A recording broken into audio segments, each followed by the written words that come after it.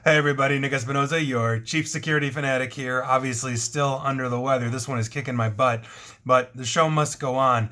I just wanted to talk today about a surveillance company that is being used now in the United States that actually has deep ties to China.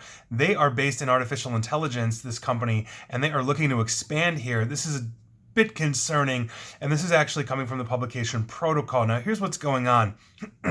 Remark Holdings is a company whose AI-based surveillance technology and security technologies have deep and mostly hidden ties back to China. Now, Remark, which sells its AI system for public safety purposes in transportation hubs, on school campuses, and retail stores, etc., already has a partnership with Florida's high-speed rail provider, Brightline. Now, the two companies said this past November that the private rail service will use Remark's cameras and quote-unquote smart safety computer vision and analytics system to detect pedestrians or out-of-the-ordinary objects along a 67-mile stretch of railroad between Miami and West Palm Beach, Florida. Now, meaning more recently, Kai-Shing Tao, he's the CEO of Remark Holdings, says he wants Remark to provide its software, which includes facial recognition and object recognition, to U.S. states and municipalities through infrastructure projects funded by the U.S. federal government. But China tech and policy experts say that the company is traveling into dangerous territory, and basically they're warning that U.S. policymakers and lawmakers and regulators could stop Remark from expanding here. I would be one of those people that is warning about this. Now, Remark, interestingly enough, has an interesting history. They morphed from their original incarnation as a digital media company with links to TV celebrities such as Dr. Mehmet Oz, who is currently running for the Senate in the state of Pennsylvania, as well as Oprah Winfrey, she who birthed Dr. Oz onto the public scene. Now, basically, it's pushing a safety and security agenda powered by artificial intelligence, and the company reported to the SEC this past March that its USAI business, quote, purchased substantially all, end quote, of its inventory and equipment from an unnamed Chinese business partner, basically directly from China. Now, Remark says its proprietary data and AI software platform was co-developed with one of its China subsidiaries, although the company appears to have computer engineers also based in the United States and United Kingdom, according to a LinkedIn search of their employees that was performed by Protocol.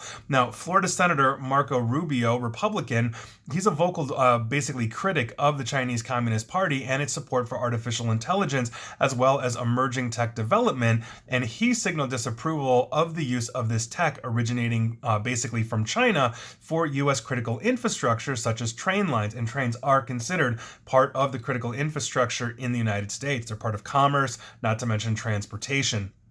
Now, when asked to comment on Brightline's partnership with Remark for this story, the senator told Protocol, quote, the Chinese Communist Party is developing significant resources to firms willing to help them develop the most invasive surveillance state in the world. These same firms should not be allowed anywhere near critical infrastructure in America. I happen to agree with the senator on this one. Now, a private rail line such as Brightline is critical infrastructure, according to the senator as well. Now, when Brightline and Remark announced their decision together, the company said that Brightline would use Remark's artificial intelligence-powered cameras and software, which uses computer vision to detect intrusions and monitor for anomalies on tracks and in rail yards as well. The Remark system alerts personnel when people or vehicles cross railways or enter tracks as a train approaches. Obviously, that is a really good system to have. We just don't want that data going out of the country. Now, it's unclear whether Brightline will use Remark's facial recognition technology to identify people, and when Protocol spoke with Vanessa Alfonso, she is a director of media relations at Brightline, she said that the two companies were still testing Remark's system. Quote, we probably don't have that all nailed down yet. Protocol basically reached out subsequently since their interview in April, and Brightline has not responded to Protocol. Now, here's where it gets interesting, at least to me.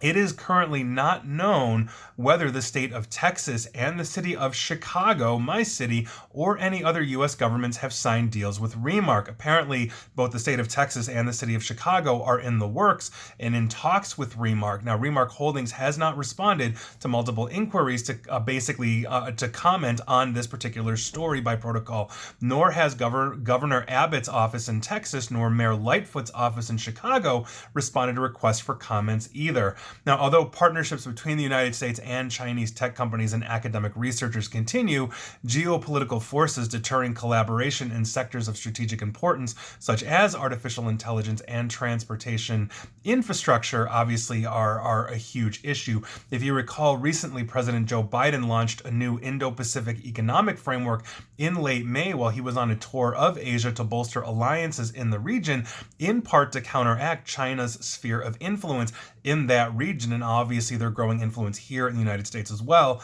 especially on the technology front. Now, U.S. legislators and human rights advocates have pushed basically for the ban for the use of facial recognition to surveil people in the United States. I would be one of those people that is pushing for that as well, and that's obviously agnostic to the company, whether the Chinese is technology, American, or otherwise.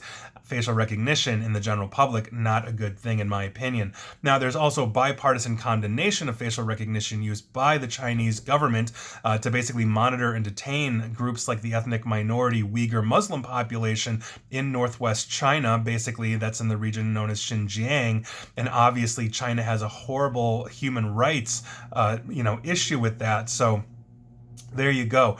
That is obviously a huge problem that we are seeing here, coming out of China. We're going to see where this goes, but if we are looking at governments starting to adopt basically Chinese-based technology, we've got a very serious problem. This is why Huawei, for example, was essentially voted down in Congress to be allowed to be used by the Verizons, the Sprints, the cellular providers of the world for fear of backdoor access. And if we're adding Chinese technology to other critical infrastructure that we know is basically sourced and developed in China, as literally Remark has stated, their subsidiary in China developed this, that is a huge problem that we have to contend with. So there you go. That is your news of the day. I'd be curious to hear your thoughts on this, but from basically a surveillance and privacy standpoint, any technology that is coming from the world's largest authoritarian surveillance state is definitely not a good thing, and I don't care where you live.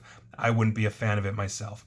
And please like, share, follow me here on Facebook and Twitter at NickAESP. And please feel free to subscribe to me at YouTube as well. And as always, stay safe, stay online, and please attempt to stay private.